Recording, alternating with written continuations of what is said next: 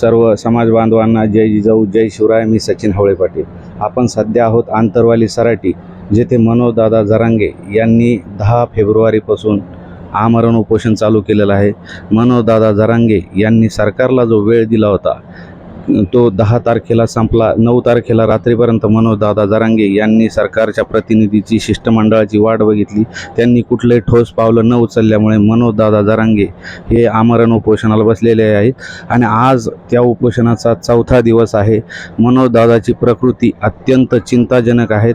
तर मनोजदादासोबत काय नेहमी राहणारे आपल्यासोबत संजय कटारे साहेब आहेत. आपण त्यांच्याकडून जाणून घेऊयात मनोजदादाची सध्याची तब्येत कशी आहे. सध्याची परिस्थिती इतकी गंभीर आहे की त्यांचा म्हणजे दुःख इतकं म्हणजे त्रास आहे त्यांना की ती सांगू शकत नाही, बघू शकत नाही.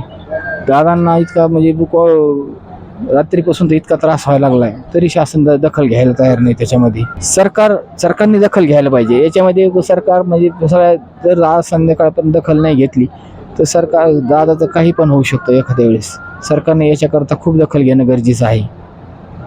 आणि याच धर्तीवर मराठा समाजाच्या भावना अत्यंत तीव्र झालेल्या आहेत आणि उद्या म्हणजे 14 तारखेला संपूर्ण महाराष्ट्र कडकडीत बंद असं समाज बांधवांनी ठरवलेलं आहे. भावना तीव्र झालेल्या आहे. लढा शांततेचा आहे. पण सर्व समाज बांधवांना आम्ही आवाहन करू इच्छितो की सर्वांनी जर बंद करायचा असला तर सर्वांनी करा, अत्यंत शांततेत करा. कुठलाही कायदा सुव्यवस्था बिघडू देऊ नका. मनोजदादा जरांगे हे कुठल्याही जाळपोळीचं तोडफोडीचं समर्थन करत नाही. सर्वांनी रीतसर निवेदन देऊन पोलीस प्रशासनाला असेल रीतसर निवेदन देऊन त्याची परवानगी घेऊन शांततेत आंदोलन करा.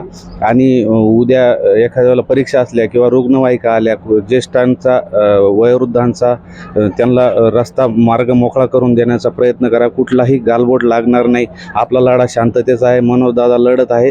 मी या व्हिडिओच्या मार्फत सर्व सरकारला एक सांगू इच्छितो की आमच्या दादांची तब्येत अत्यंत चिंताजनक झालेली आहे. भावना अत्यंत तीव्र होऊ शकतात. कृपया दखल घ्यावी आणि यातून लवकरात लवकर तोडगा काढावा. आणि सर्व आमदारांना एक विनंती करतो की 15 तारखेला सर्वांनी सगळ्या सोयऱ्याच्या प्रश्नावर आवाज उचलायचा आहे. मग आम्ही सर्व मराठा समाज त्या दिवशीच्या तुमच्या बोलण्याकडे आमचं सर्वांचं लक्ष आहे. कोण मराठा समाजाची बाजू घेतो, कोण विरोधात घेतो ते उघडे पडणार आहे. मनोजदादाचंही त्यावर लक्ष आहे. कृपया मी देवाला प्रार्थना करतो की लवकरात लवकर ह्या सरकारला सुबुद्धी यावी आणि आमच्या मनोजदादाला ह्या उपोषणापासून उठवावं आणि येणारी शिवजयंती 19 फेब्रुवारी आम्ही धूमधडाक्यात साजरी करावी अशी आमची इच्छा आहे.